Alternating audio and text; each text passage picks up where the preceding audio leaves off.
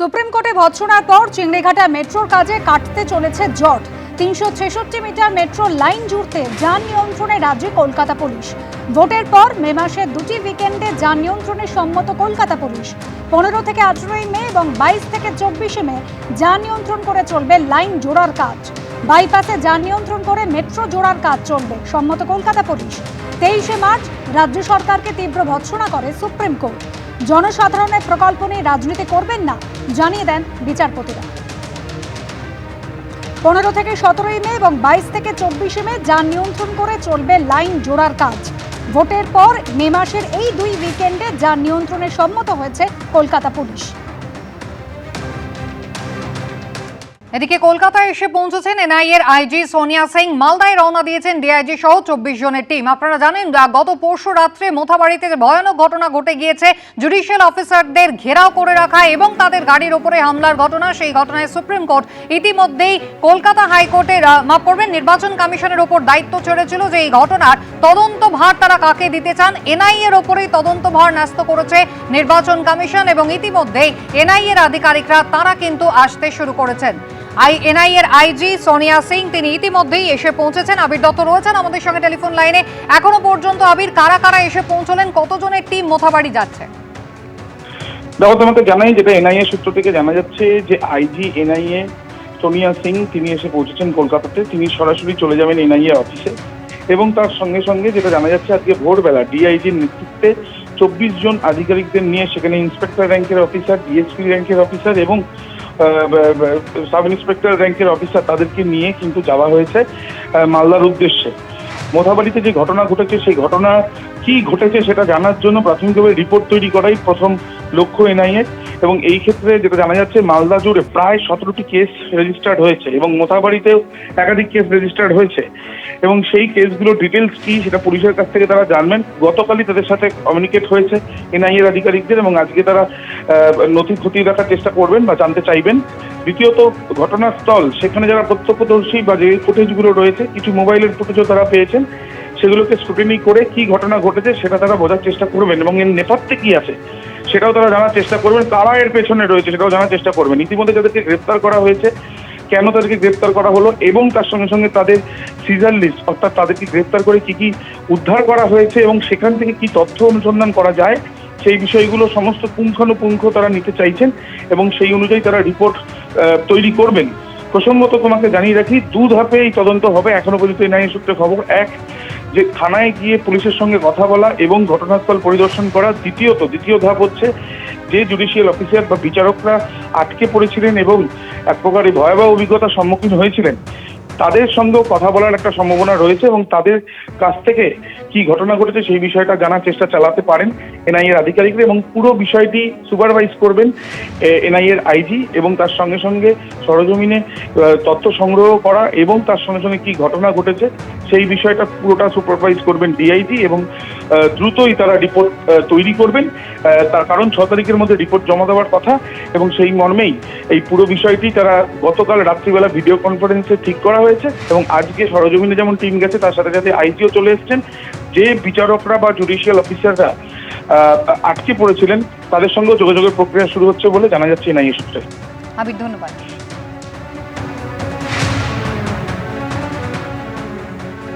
এনআইএর IG তিনি ইতিমধ্যেই শহরে এসে পড়েছেন। মোথাবাড়িতে বিচারকদের ওপর হামলা কাণ্ডের তদন্তে আজকে মালদা যাচ্ছে এনআইএ টিম। ডিআইজি নেতৃত্বে কলকাতা থেকে এনআইএর একটি টিম মালদার উদ্দেশ্যে ইতিমধ্যেই রওনা দিয়েছে। দিল্লি থেকে অন্যান্য সিনিয়র অফিসাররা এনআইএর তারাও কিন্তু এসে পৌঁছচ্ছেন। কেন্দ্রীয় বাহিনীকে সঙ্গে নিয়ে মালদায় আসছে এনআইএ টিম। মালদা পৌঁছে প্রথমে নিজেদের ক্যাম্প অফিসে যাবে এনআইএ, সেখান থেকে মোথাবাড়ি থানায় হামলার নেপথ্যে কারা রয়েছে, কাদের গাফিলতিতে এই হামলার ঘটনা ঘটল গত পরশু, নিরাপত্তা নিয়ে আশঙ্কার পরেও জুডিশিয়াল অফিসাররা যখন কাজের জায়গা বদলাতে চেয়েছিলেন কেন তা করা হয়নি, এই সমস্ত বিষয়ে তদন্ত করবে এনআইএ। ৬ তারিখ অর্থাৎ সোমবারের মধ্যে কিন্তু এই রিপোর্ট তারা সুপ্রিম কোর্টে জমা দেবে। এর আগে আরজি করে লিফটে মৃত্যুর মতো ভয়ঙ্কর ঘটনা ঘটে গিয়েছে। প্রশ্নের মুখে সরকারি হাসপাতালের নিরাপত্তা ব্যবস্থা। এবার আপনাদের দেখাবো এনআরএস হাসপাতালে সিসিইউতে, যেখানে ছাদের চাঙড় একেবারে ভেঙে পড়েছে।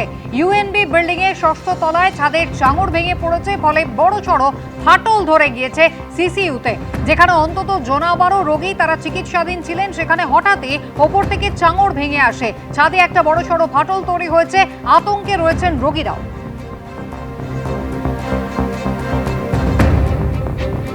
সরাসরি আপনাদের নিয়ে যাব, আমাদের প্রতিনিধি সন্দীপ সরকার রয়েছেন আমাদের সঙ্গে। সন্দীপ, এখনো গত মাসে সেই ঘটনার যে আতঙ্কের পরিস্থিতি তৈরি হচ্ছিল আরজি কর মেডিকেল কলেজে, একটা নয় মাত্র 72 ঘন্টার ব্যবধানে দুটো প্রাণহানির মতো ঘটনা।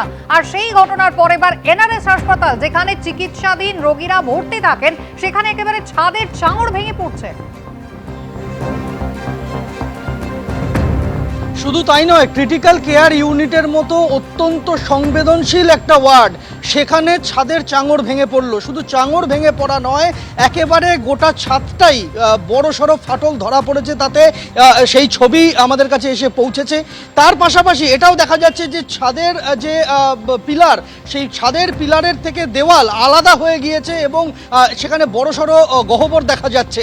এই রকম একটা পরিস্থিতি তৈরি হয়েছে এনআরএস মেডিকেল কলেজের মেডিসিন বিভাগের যে ক্রিটিক্যাল কেয়ার ইউনিট রয়েছে, যেখানে 12 জন রোগী চিকিৎসাধীন ছিলেন ওই মুহূর্তে, এবং হুড়বুড়িয়ে সেই চাঙড় ভেঙে পড়ে। ছাদের চাঙড় ভেঙে পড়ার পরে সেখানে লোহার যে রড, সেই লোহার রড বেরিয়ে যায় এবং ছাদের চাঙড় পড়ে সিসিউর যে মেঝে, সেই মেঝেতে বিশাল বড় ফাটল দেখা দিয়েছে। আর কোনো রকম ঝুঁকি না নিয়ে ওই 12 জন যে রোগী চিকিৎসাধীন ছিলেন ক্রিটিক্যাল কেয়ার ইউনিটে, তাদেরকে অন্যত্র সরিয়ে দেওয়া হয়েছে এবং ওই সিসিউ বন্ধ করে দেওয়া হয়েছে। তড়িঘড়ি মেডিসিন এবং অ্যানাস্থেশিয়া বিভাগের প্রধান তারা হাসপাতাল কর্তৃপক্ষকে বিষয়টি জানান। হাসপাতাল কর্তৃপক্ষ পিডব্লিউডিকে বিষয়টা জানায়। পিডব্লিউডির আধিকারিকরা এসে পৌঁছে তড়িঘড়ি তারা ওই ক্রিটিক্যাল কেয়ার ইউনিটে রোগী ভর্তি বন্ধ রাখার নির্দেশ দিয়েছেন এবং এনআরএস মেডিকেল কলেজ হাসপাতালের ওই ক্রিটিক্যাল কেয়ার ইউনিট, যেখানে 12টি বেড রয়েছে, সেখানে সেই ওয়ার্ডটিকে বন্ধ করে দেওয়া হয়েছে। যতক্ষণ না পর্যন্ত মেরামতির কাজ শেষ হবে, ততক্ষণ সেখানে রোগী ভর্তি করা হবে না, এমনটাই সিদ্ধান্ত নিয়েছে এনআরএস কর্তৃপক্ষ। আর সিসিউতে যে 12টি বেড রয়েছে, সেখান থেকে রোগীদের অন্যত্র সরিয়ে ফেলার ফলে সিসিউ বেড সংখ্যা কমে দাঁড়িয়েছে এই মুহূর্তে 5-এ, অর্থাৎ 7টি বেড কমাতে বাধ্য হয়েছে এনআরএস কর্তৃপক্ষ। এই মুহূর্তে 12 বেডের সিসিউ 5 বেডের সিসিউতে রূপান্তরিত হয়েছে এবং সেটা অন্যত্র, ওই ঘরে নয়, ওই ওয়ার্ডে আর নয়, অন্য জায়গায়। কিন্তু প্রশ্ন হচ্ছে যে ছাদের এই অবস্থা, সিসিউর ভেতরে ছাদের এই অবস্থা, সেটা কি এতদিন কারোর নজরে আসেনি? যেটা হাসপাতাল সূত্রে খবর, ছাদের নিচে ফলস সিলিং থাকায় এত বড় সড়ো ফাটল হয়েছে, ছাদের জরাজীর্ণ অবস্থায়, এটা নাকি কারোর নজরে আসেনি। চাঙড় ভেঙে পড়তেই ফলস সিলিং সরে গিয়েছে এবং তখন দেখা যাচ্ছে যে শুধু চাঙড় ভেঙে পড়েনি, ছাদের মধ্যে বড় সড়ো ফাটলও দেখা দিয়েছে এবং পিলারের থেকে দেওয়াল আলাদা হয়ে গিয়েছে। এটাও নাকি ওই সেখানে ফলস সিলিং থাকায় কারোর নজরে আসেনি বিষয়টা। আর এখানে প্রশ্ন উঠছে যে তাহলে কোথায় রোগী নিরাপত্তা? আরজি কর কাণ্ডের পর তড়িঘড়ি সমস্ত সরকারি মেডিকেল কলেজ, হাসপাতাল এবং অন্যান্য সরকারি হাসপাতালের আধিকারিকদের সঙ্গে একাধিক বৈঠক করেছেন স্বাস্থ্যকর্তারা। রোগী নিরাপত্তাকে সুনিশ্চিত করা, লিফটের বিষয়টা, সব বিষয় নিয়ে চর্চা হয়েছিল। কিন্তু তার মাঝখানে এই বজ্র আটুনির মাঝে ফসকা গেরো হিসাবে যে বিল্ডিংটাই জরাজীর্ণ অবস্থায় দাঁড়িয়ে রয়েছে, এটা কারোর নজরে এলো না কেন? যে বিল্ডিংয়ে এই ঘটনা ঘটেছে, এনআরএস মেডিকেল কলেজ হাসপাতালের ইউএনবি বিল্ডিং, এই ইউএনবি বিল্ডিংটা অন্তত বছর 2-3 ধরে তার রক্ষণাবেক্ষণ নিয়ে প্রশ্ন উঠেছে এবং পিডব্লিউডি সিদ্ধান্ত নিয়েছিল যে এই গোটা 9তলা বাড়িটাই ভেঙে ফেলা হবে এবং এই বাড়ি ভেঙে ফেলে এই বাড়িকে নতুনভাবে গড়তে হবে। তাই সিদ্ধান্ত নেওয়া হয়েছিল যে হাসপাতালের সবকটি ওয়ার্ডকে ধীরে ধীরে অন্যত্র স্থানান্তরিত করে গোটা বাড়ি ভেঙে ফেলা হবে। কিন্তু দেখা যাচ্ছে এই 2.5-3 বছরে কাজ তো এক চুলো এগোয়নি, বরঞ্চ যে বিল্ডিংটি খাড়া হয়ে রয়েছে সেখানে রোগীদের নিরাপত্তা নিয়ে প্রশ্ন উঠে যাচ্ছে। এই চাঙড় কোনো রোগীর বেডের ওপরে পড়লে আরও বড়সড় বিপদ ঘটে যেতে পারতো, তা বলার অপেক্ষা থাকে না। এখন দেখার বিষয় এটাই যে এই শুধুমাত্র এই ওয়ার্ডের এই সিসিউর রক্ষণাবেক্ষণ করে, সিসিউটিকে মেরামত করে কি দায় সারবে পিডব্লিউডি এবং এনআরএস কর্তৃপক্ষ, নাকি আরও বড় কোনো পদক্ষেপ নেওয়া হয়? একেবারেই সন্দীপ, তুমি আমাদের সঙ্গে থাকো। অর্থাৎ 9তলা বিল্ডিং, যে বিল্ডিংটাকে পুরোটাই একেবারে ভেঙে মাটিতে মিশিয়ে দেওয়ার সিদ্ধান্ত 2.5 বছর আগে পিডব্লিউডি নিয়েছিল। তার কারণ সেখানে একেবারে বিল্ডিংটি আর ব্যবহার করার মতো নেই। সেই বিল্ডিং এর 6 তলায় দীর্ঘ 2.5 বছর পরও দেখা যাচ্ছে যে একেবারে ফল সিলিং এর আড়ালে যে ভাঙচুর হয়ে রয়েছে সেটা কিন্তু কারোর নজরেই আসছে না। প্রতিদিন সেখানে রোগীরা আসছেন, ভর্তি থাকছেন। অত্যন্ত সেন্সিটিভ এই সিসিইউ, যেখানে 12 জন রোগী ভর্তি ছিলেন, ছাদের চাঙড় এরকম বিপজ্জনকভাবে ভেঙে পড়লো। দেখুন, কোনো বেডের ওপর যদি পড়তো তাহলে কিন্তু প্রাণ সংশয়ের আশঙ্কাও থেকে যেত। আমি আবারও একবার কথা বলবো সন্দীপের সঙ্গে। সন্দীপ, আরজিকর মেডিকেল কলেজ, যেখানে পরপর দুটো ঘটনা আমরা দেখলাম, লিফটে আটকে গিয়ে ভয়ঙ্কর সেই দুর্ঘটনা, যেখানে অরূপ বন্দ্যোপাধ্যায়ের মৃত্যু হলো, তার কয়েক ঘন্টার মধ্যেই একজন রোগী যিনি শৌচালয়ে হাসপাতালে ব্যবহার করতে না পেরে বাইরে যেতে হয়েছিল এবং তারপরে তার সেই ভয়ঙ্কর মৃত্যু।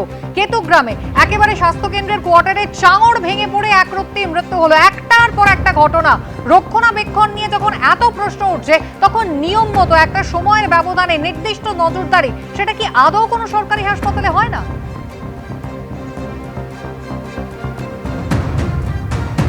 তো এই প্রশ্নগুলো ওঠা স্বাভাবিক। তার কারণ হচ্ছে যে এইভাবে সিসিউর মধ্যে যদি চাঙড় ভেঙে পড়ে, এবং শুধু চাঙড় ভেঙে পড়া নয়, ছাদ যদি কলমের থেকে আলাদা হয়ে যায়, তার মতো সেই ঘটনা যে একদিনে ঘটেনি এটা তো স্পষ্ট। তাহলে নজরদারি কোথায়?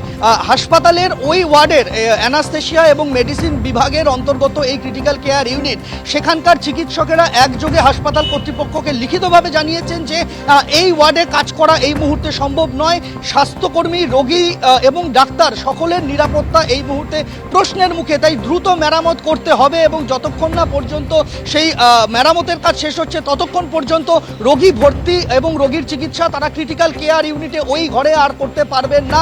তারা রোগী ভর্তি বন্ধ রাখছেন, তারা সিদ্ধান্ত নিয়ে হাসপাতাল কর্তৃপক্ষকে জানিয়েছেন। এবং তারপরে আমরা দেখতে পেয়েছি যে হাসপাতাল কর্তৃপক্ষ পিডব্লিউডির সাথে কথা বলেন এবং পিডব্লিউডি সিদ্ধান্ত নিয়েছে যে তারা যতক্ষণ না রক্ষণাবেক্ষণের কাজ শেষ হচ্ছে ততক্ষণ পর্যন্ত তারা ওখানে রোগী ভর্তি রাখার অনুমতি দিচ্ছেন না। কিন্তু প্রশ্ন হচ্ছে যে এতগুলো ঘটনা ঘটে যাওয়ার পরে কেন আরো বড় বিপদ ঘটে যেতে পারতো? আমরা যেটা দেখতে পাচ্ছি যে জায়গাতে চাঙড়টা ভেঙে পড়েছে সেখানেই অক্সিজেনের লাইন রয়েছে। অক্সিজেনের লাইন থাকার অর্থ হচ্ছে যে ওখানেই বেড ছিল, কিন্তু সেই মুহূর্তে ওখানে কোনো রোগীর ক্ষতি হয়নি এমনটা দাবি করছেন হাসপাতাল কর্তৃপক্ষ। অ্যাকচুয়াল এদিক থেকে ওদিক হলেই কিন্তু সেই চাঙড় রোগীর মাথায় ভেঙে পড়তে পারতো, কিংবা হাসপাতালে অন ডিউটি কোনো স্বাস্থ্যকর্মী ডাক্তারকে আহত হতে হতো। এই ঘটনার পর হাসপাতাল কর্তৃপক্ষ তারা রীতিমতো অস্বস্তিতে এবং তড়িঘড়ি ওই 12 বেডের ক্রিটিক্যাল কেয়ার ইউনিটকে কমিয়ে 5 বেডের করা হয়েছে এবং সেই 5 বেড অন্যত্র ওই ওয়ার্ডের বাইরে, ওই জায়গার বাইরে অন্য জায়গায় তৈরি করা হয়েছে, এমনটাই হাসপাতাল কর্তৃপক্ষের বক্তব্য। এবং তাদের বক্তব্য আরও যে আপাতত এই ক্রিটিক্যাল কেয়ার ইউনিট তারা বন্ধ রাখার সিদ্ধান্ত নিয়েছেন। একেবারেই সন্দীপ, ধন্যবাদ। এবিপি আনন্দ, এগিয়ে থাকে, এগিয়ে রাখে।